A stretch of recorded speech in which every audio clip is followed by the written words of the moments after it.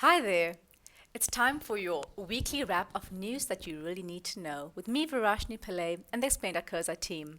Welcome to your 28th January 2021 edition. Vaccines roll out in South Africa. You heard right. Turns out our government has a vaccine plan after all, and we could reach herd immunity by the end of the year. Which is a good thing because then we can go back to worrying about normal problems, like the shocking details that emerged about our country's spies at the State Capture Commission this week. We've got all the details ahead, so stick around and listen to the news that was from the week that you need to know. First up, our take: spooks blew millions on Jay-Z's food tasters and other ridiculous items. It's a spy versus spy story, the likes of which even the best crime novelists would struggle to keep up with. Four witnesses, two anonymous, this week exposed the rot at the heart of the state security agency at the State Capture Commission of Inquiry. A quick recap. The SSA, which is the state security agency, is supposed to keep the country safe against foreign and domestic threats, much like the famous CIA in the US. But it has been corrupted, like so many intelligence agencies everywhere, to serve politicians. Now, this is an old thing in South Africa. Under apartheid, the country's intelligence agencies were used to target anti apartheid activists, torturing and murdering to entrench the apartheid system. The politicization, or rather politicization, of intelligence gathering should have ended in 1994, but clearly it did not, although Ramaphosa's administration has admittedly done a lot to try to clean up the state security agency from what we have read and heard. But this week we learned how bad things were under former President Jacob Zuma. The SSA essentially became a private security and publicity machine for Zuma and his cronies. The intelligence agency targeted civil society, the media, and Zuma's enemies. Plus, it wasted a staggering amount of money. The agency allegedly cannot account for 9 billion rand worth of assets. It has denied this. Now, millions were spent making sure that Zuma's food wasn't poisoned, for real, and providing his allies with security. Now, former State Security Minister David Mhlobo is still a member of Ramaphosa's cabinet, and that really needs to change after these facts have emerged. In addition, lawyers showed how Iqbal Survey, that famous businessman who controversially took over the independent newspaper stable, he had an agency called the Africa News Agency, which was supposedly a news publication. But now it's emerged that they allegedly received 20 million rand from the State Security Agency to publish pro-government and pro-Zuma coverage. This is the antithesis of what journalism is about, of course. Now, the ANA has denied that it was an SSA front. That's a lot of three-letter alliteration, so let me rather say the news publication has denied that it was an intelligence agency front. But in the same breath, they say that their publication was contracted to provide positive stories about South Africa and the South African government. Yeah, right. Now, it's time to rein in the spies once and for all. The Commission is doing some of the work as transparency around the SSA is desperately needed. This is, after all, a very murky area in every country. No one really knows what their spies are doing with taxpayer money. In this game of spy versus spy, or is that spies versus the people? It's the country that loses. The big story: come at me, vaccines. As more than one tweeter put it this week, not since 2013 has a plane landing from India been so anticipated in South Africa. This time, it's not the Gupta family touching down at an Air Force base for a raucous family wedding. It's the arrival of the first batch of vaccines in South Africa from the Serum Institute of India. The plane carrying this precious cargo will arrive on Monday, Health Minister Zweli Mkhize announced on Wednesday night. These first vaccines will, of course, go to our healthcare workers who are at the front line of battling the disease under extremely difficult circumstances. Mkhize outlined the government's updated vaccines plan after weeks of speculation as to whether one existed at all. But it turns out that many of those armchair critics who were writing panicked reports about how our government had no plan were maybe prematurely panicked. So here's what you need to know. Regulators will take 10 to 14 days to clear the vaccines before they're sent out to the provinces for distribution. 30 million doses have been secured in total. Apart from the 1.5 million from India, we will get another 12 million doses from international vaccine vehicle COVAX and an additional 12.5 million doses via the African Vaccine Acquisition Task Team. Now, the first tranches of all of those vaccines, except for the Indian one, are expected to arrive between March and June this year, so things are happening fast. The plan is to vaccinate 40 million people, or 67% of the population, before the end of year. That would achieve herd immunity. The program will be rolled out in three phases. Firstly, starting with healthcare workers, as we said, then the elderly, essential workers, and people with underlying health conditions. The rest of the adult population will be vaccinated last. And good news, no one will have to pay for the vaccine up front. Government will pay for those who are uninsured, and medical aids will pay for those who are. Everyone will get a vaccine card and will be put on a national registry. Now, how is all of this going to be funded? We'll know more about that in the 2021 budget announcement, which is happening in February. The Solidarity Fund, which is that pool of money that was created by philanthropists for South Africa's fight against COVID, will also chip in. Now, Mkhize, our health minister, has assured us that the vaccines have gone through all the proper testing and that they're safe to use. As The Economist pointed out this week, vaccination campaigns can take a while to show fruit, but it is much cheaper than any more lockdowns, which are going to destroy the economy, and it's the best chance we have at stopping this pandemic once and for all. Okay, on to your news briefs. Eat the rich? No, tax them. In a country as unequal and financially strained as ours, it's tempting to say, eat the rich, to quote Genevan philosopher Jean-Jacques Rousseau's famous quote. But a group of really highly thought of academics has a better idea. Tax them. An annual tax on South Africa's richest people could raise over 160 billion rand for the country. This is according to a new report by groups including the World Inequality Lab, led by inequality experts like Thomas Piketty, who's really a worldwide hero when it comes to writing about these issues. Now, Business Tech has reported that such a wealth tax could narrow inequality in South Africa, where the richest 1% of the nation owns, wait for it, 55% of personal wealth. That's really not a healthy state of affairs. And we all know that South Africa's wealth inequality is really bad. It's reportedly worse than that of France, the UK, the US, Russia, China, or India. Now, the proposed tax would affect only the richest 1%. So that's around 350,000 people. South Africa could really use that extra cash right now. The experts say that adding 160 billion rand to the fiscus would be a serious boost to our cash-strapped national purse. It would cover the vaccine rollout, for example, several times over. Anyone else feeling a little bit peckish? Moving on, Biden's making good on climate change promises. While US President Joe Biden was on the campaign trail, he promised to make climate change one of his administration's key pillars. But many skeptics said that with so many climate change denialists and fossil fuel lobbyists talking the halls of Washington, D.C., he just wouldn't be able to keep his promises. But he's proving the critics wrong. On day one of his presidency, the U.S. rejoined the Paris Agreement. This is a global commitment from world leaders to bring the entire world's carbon emissions under control. And it is an agreement that his predecessor, Donald Trump, controversially and unsurprisingly withdrew from in 2017. Now, The Guardian reports that it's not just about the Paris Agreement. Biden has instructed the U.S. government to review all oil and gas drilling on government land and impressively ensure all government vehicles are electric. He's also used his executive powers to put climate at the front and center of his presidency. Now, this does mean overriding, Congress's long processes, which is what really tied up Barack Obama in trying to make changes. Biden is signing executive orders into place, which just, overnight kind of create a new way of doing things in the U.S. It's a little bit controversial. It was used by Trump to very bad effect, and it does kind of override the democratic functions of legislature, which is, their version of parliament.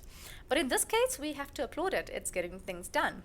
As Biden reportedly said, we desperately need a unified national response to the climate crisis because there is a climate crisis. Hear, hear. Back in South Africa, this year's State of the Nation address, SONA, which usually happens in February every year, will be virtual.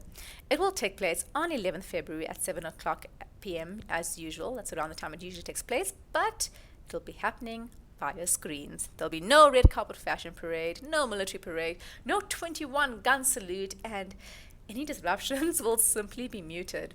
Can you imagine the EFF trying to disrupt a televised address? The EFF has been muted is a lot less dramatic than their previous antics, or even the EFF has left this chat. This year, only 50 representatives from the three arms of state, which is the executive, i.e. cabinet, the legislature, which is parliament, and the judiciary, i.e. the courts of law, will physically be at the National Assembly. Everyone else will participate virtually. Bernie Sanders, to talk about US politics again, wins the best meme. Now, trust America's favorite lefty, the former presidential candidate Bernie Sanders, to turn a viral meme into a capitalism crushing philanthropic cause. The socialist US senator from Vermont raised over 1.8 million rand for charity this week after a photograph of him from Biden's inauguration went viral. Now, you've definitely seen the pic. It's taken by one of AFP's photographers. If you haven't, you have to Google it.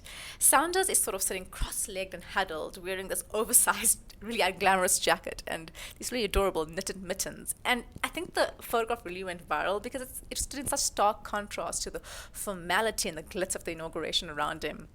Soon we saw this Bernie image turning up all over the internet, pasted onto famous images, hip-hop albums, just everything you can think of.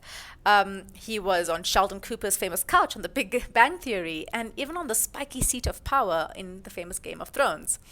But Sanders' campaign didn't just leave it at a chuckle. His campaign store started selling sweatshirts featuring the iconic photo, and all the proceeds are going to charity, CNN reported. In response to the meme, Sanders told CNN, "It'll be a good thing, not only a fun thing." And this is why we love you, Bernie.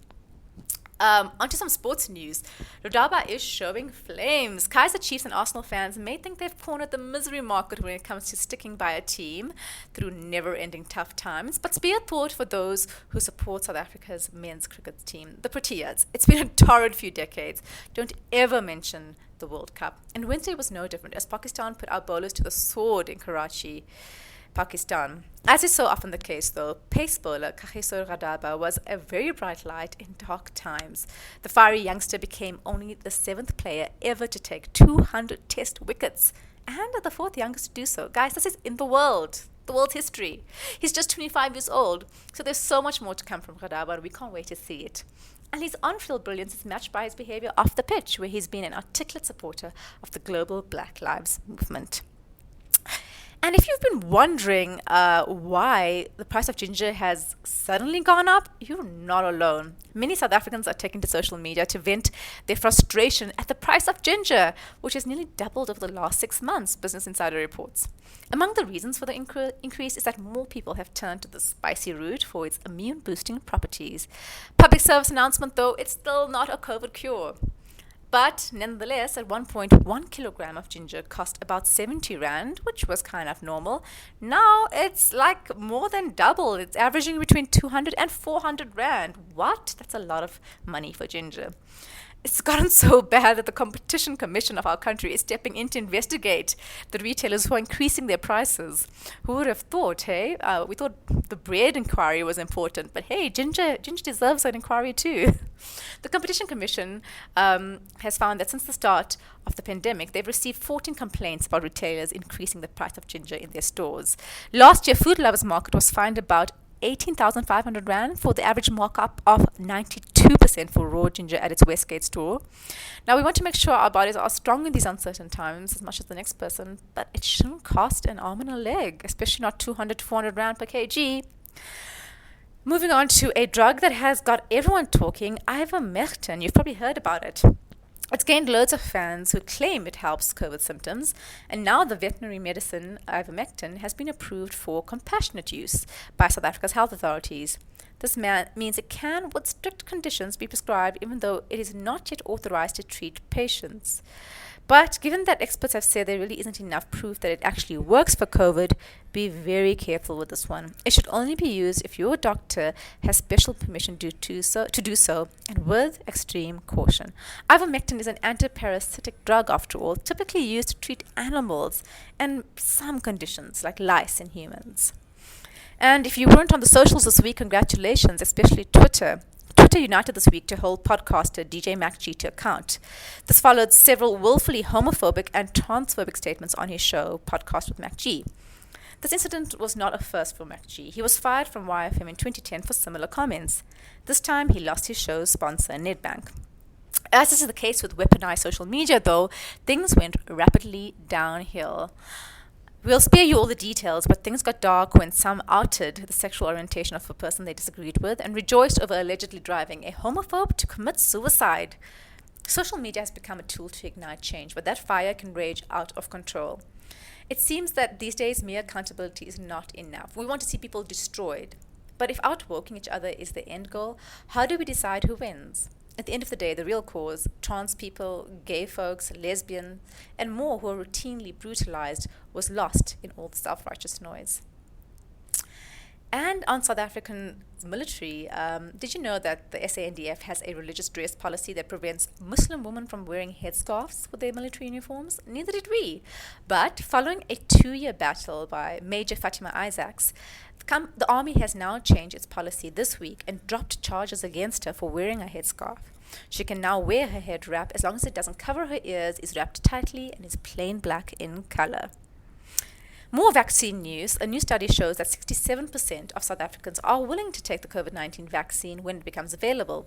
This is according to a survey by the very well-respected South African Human Sciences Research Council and the University of Johannesburg, after interviewing 10,000 representative participants. Now, that sounds good, 67%, but the fact is that means that nearly a third of adults are not willing to take the vaccine, and that's a pretty big number. Their concerns include things like side effects and uncertainty about the safety of the vaccine. But as we wrote on our site this week, after doing the research, the vaccine really is safe, and there are really no long-term side effects. So guys, do the right thing. Vaccinate. Lastly, we have to report on this. There was an underground protest in the UK, and we can't think of anything more British. Now, in South Africa, you're used to seeing riots and chaos and millions of people take to the streets in protest. So it's kind of odd to hear that a group of people decided to stage a sit-in in an underground tunnel network. And that's how we must know it was the Brits. The protesters, who call themselves the HS2 Rebellion, rather spicily, secretly dug the tunnel themselves because they don't want an actual railway project called the HS2 to go underway. This particular project is, they say, going to lead to the destruction of 108 ancient woodlands and countless people being forced from their homes and businesses. So the protesters have called on the government to scrap the expensive, unpopular, destructive scheme, The Guardian reported. And the HS2 Rebellion has said they are prepared to stay underground for as long as it takes to stop the development. And we are very impressed with them. And that's it from us at The Wrap, a product of Explained at Xhosa. Simple news summaries for busy people. Remember to share the love. Tell your friends to sign up for the updates at explained.xhosa/subscribe. Till next time, goodbye from us.